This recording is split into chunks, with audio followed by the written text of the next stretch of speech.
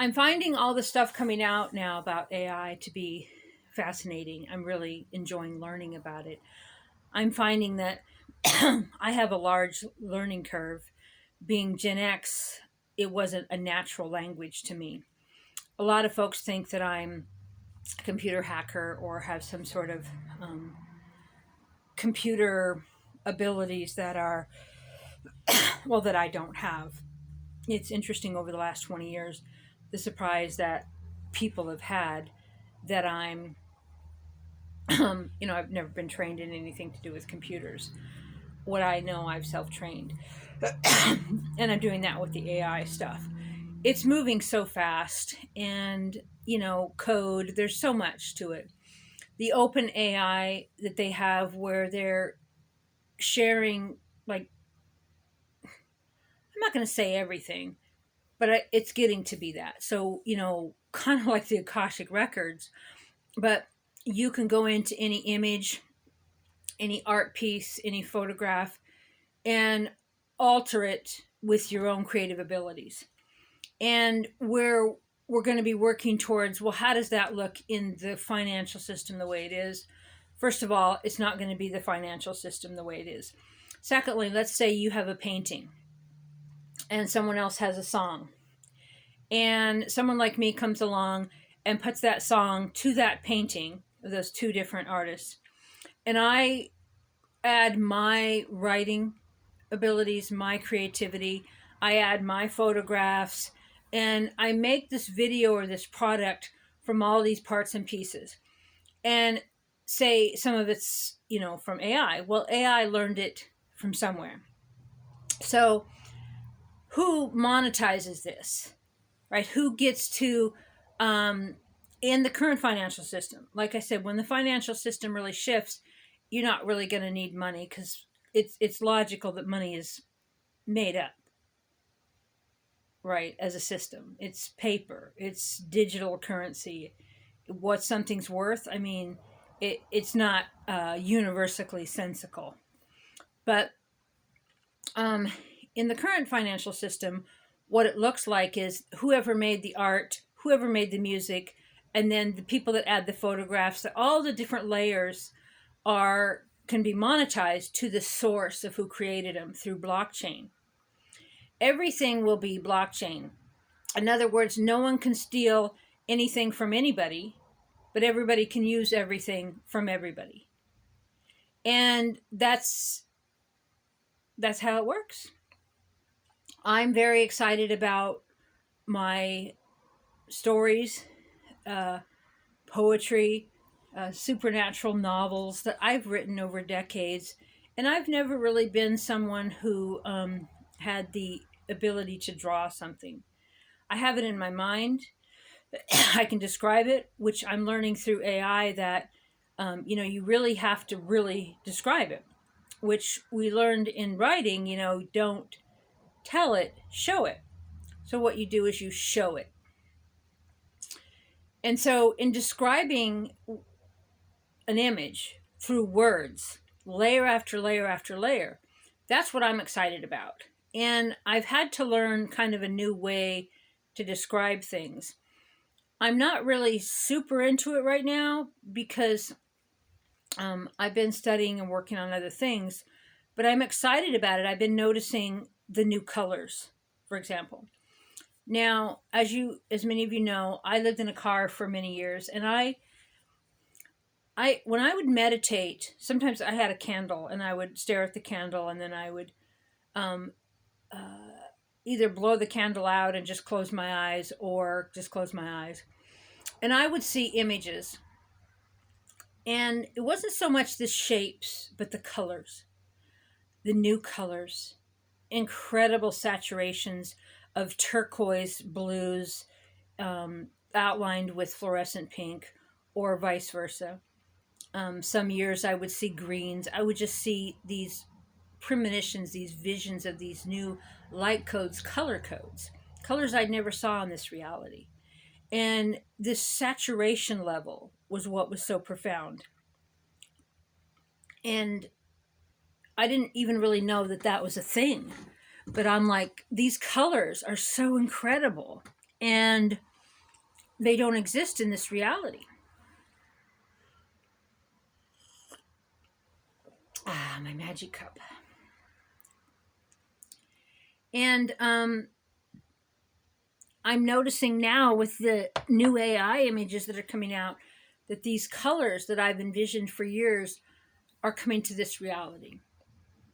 Now they're digital, right? I've been lucid dreaming fantastic colors and images and landscapes for years. I fly around and just these vibrant orange, like, fall maple leaves, just this beautiful. And I'm flying around in these valleys. And then in my dream, I'll become conscious that I can't fly and I'll feel stupid and I'll have a negative emotion. And then I'll like go into some electric wires and, um, darkness, and then like fall in some water. It's like, as long as you know you can do it, you can do it. But in the dream, when you're like, hey, I'm flying, how am I flying? You move into another realm. But these vibrant colors that I've been experiencing in dream time and in visions seem to be here now in the AI. And I just love it. And I'm really looking forward to working more and more with AI to create images and videos based on the stories that I've had running in my head for my entire life in this lifetime. In I don't want to say this timeline. I obviously bounce around. The Mandela effect has made that really clear. And I don't know why my ear itches. I wonder if that's like good luck or something. Well, of course it's good luck. So, um, AI, they have the AI earpiece where they can hear you. You hear different languages. You have it AI based on what it's been taught. So if AI has been taught to lie to you that there's natural cures or that plants cure, but a pure AI takes looks at all the information and gives you the information for you to then discern what is best for you. Is AI fact? Well, what parameters was it set by the creators of that matrix, that system? And so we, as each soul and each consciousness, kind of in that logarithm, that AI system of we, from every timeline and every realm and every aspect of ourselves, we gather data. We gather things that we like, and some of my videos, I say we take the gold from it. So we experience many things on many dimensions and in many lifetimes, many versions of ourselves, and we don't bring through what we hated, what we didn't prefer. We remember and we put in the code of what we liked and those new and cool and groovy things that we experienced, and then we have the code to create those in our own world, our own realm, our own interdimensional planet. And that's what AI represents to me. I'm not afraid of AI. I've known the channel stuff for decades of how AI would be taking over the courts. Makes sense, easy, because AI can look at the laws and look at the evidence and go, okay, well, guilty, not guilty, not the emotions of a jury or the political aspirations of a judge. All of it's subjective and none of it is factual, and the laws are ridiculous, right? They're like sentences after sentences after, and I knew that AI would be taking over the court system, knew that AI would be taking over transportation, and, that we don't need any room for corruption or, human emotion in those systems. And freeing up humanity to be creative and to not be suppressed anymore. Freeing up humanity to love Mother Earth, to create what we want, and to create layers together. Some people create the music, some people create the writing, some people create the painting, some people create the photographs. All of the layers of things that we can use to create, that's what we're moving into here in the age of Aquarius. And one day I was on Grok, which is X's AI, and I was craving this photograph. and I described this photograph of this beautiful river. And, the word beautiful is subjective, so you don't use that when you're creating images in AI, right? You use it in your language with regular writing, like, oh, the river was so beautiful, and you invoke beauty in the person, but it's still subjective, right? If you describe the beauty, then the reader can feel the beauty. That was just a little side note there. So, like a certain color of the water, the color of the rocks, the types of trees, the white barked aspens, the quaking aspen with the fall leaves, perfect, the pine trees, snow-capped mountain in the distance, described it in, one sentence on Grok. And the image that appeared, teared me up. It was so perfect. I loved it immediately, and I was wowed. And I created quite a few images of that same one. I just kept refreshing it. And then I also added, witch, and I added Sasquatch, and I added some different things later. Then I remember, not too long after that, sometime within a few days, I was like,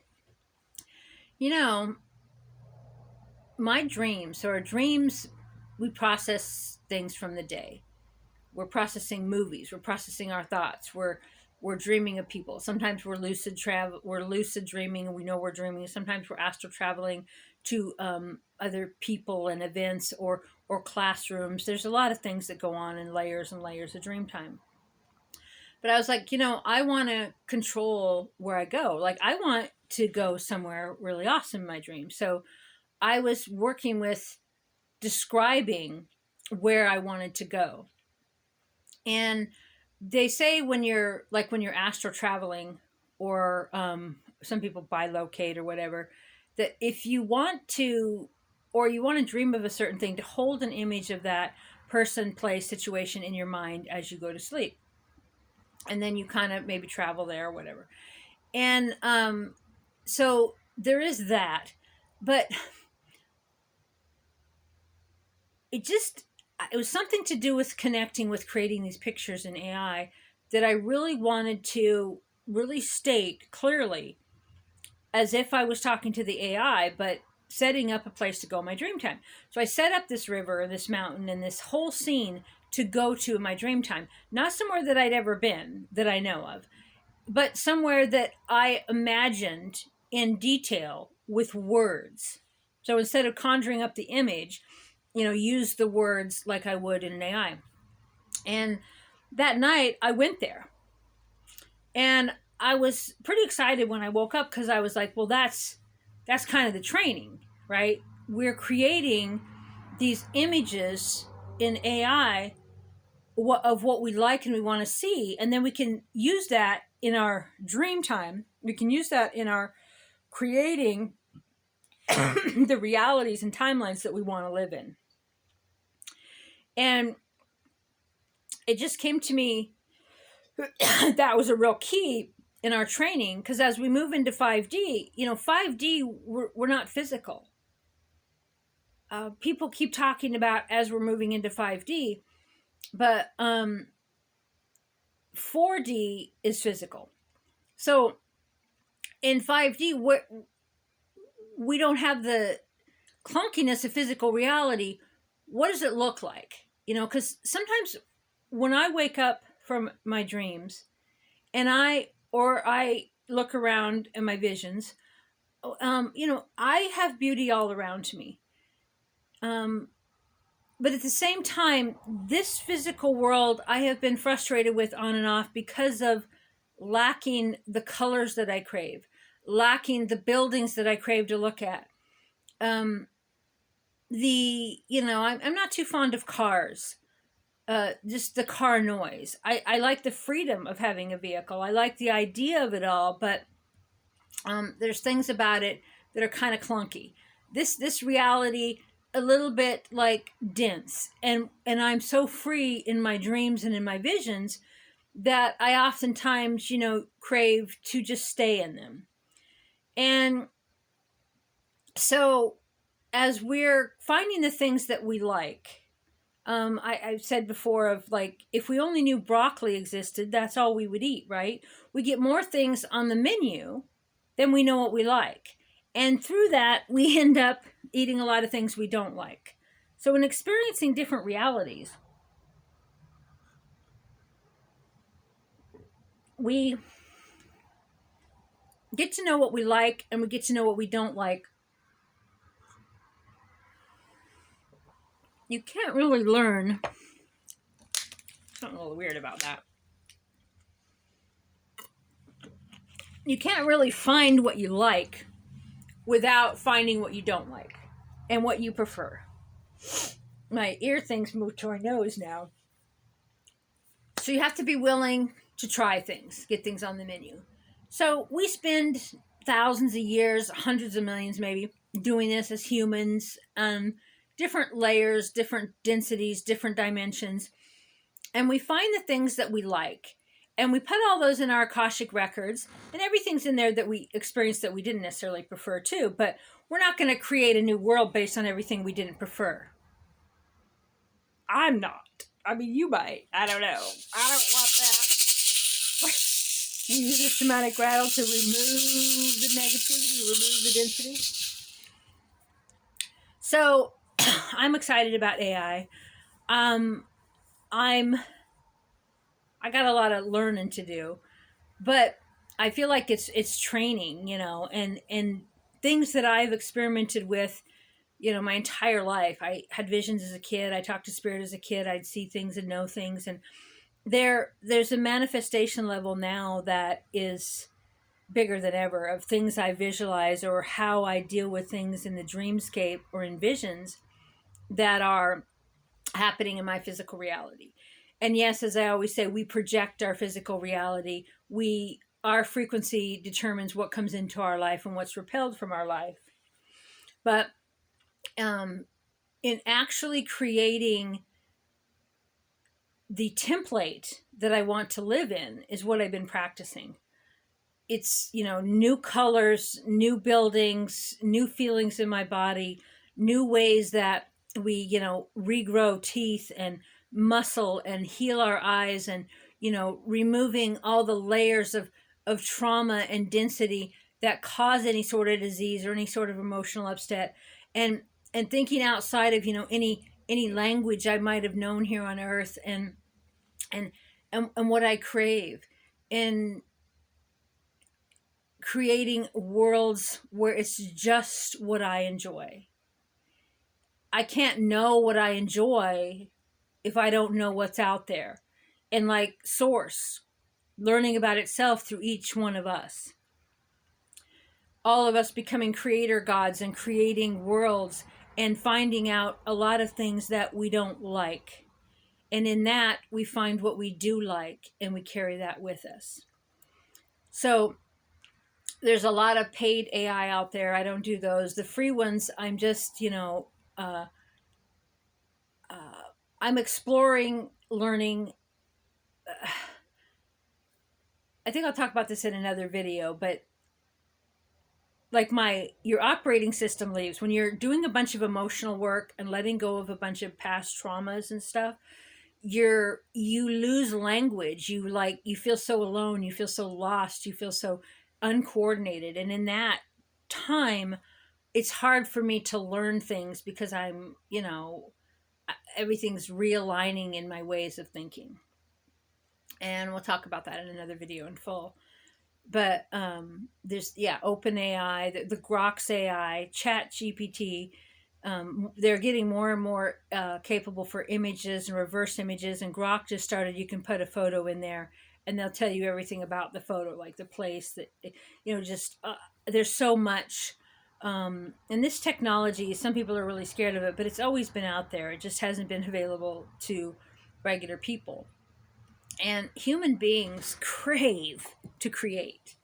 Like I crave to create every day. I crave to write something, to draw some sort of picture. I like drawing shapes and things. I'm not an artist in that way, but poems. I write poems every day. I just fill notebooks full of poems and then, fling them into some box. And it's like things that people will never see, novels, writings that I just have to get them out. It's almost like,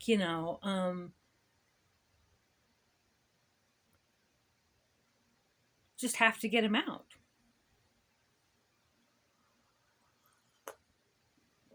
So look forward to lots of more AI stuff in 2025 and beyond, and what it means to your life.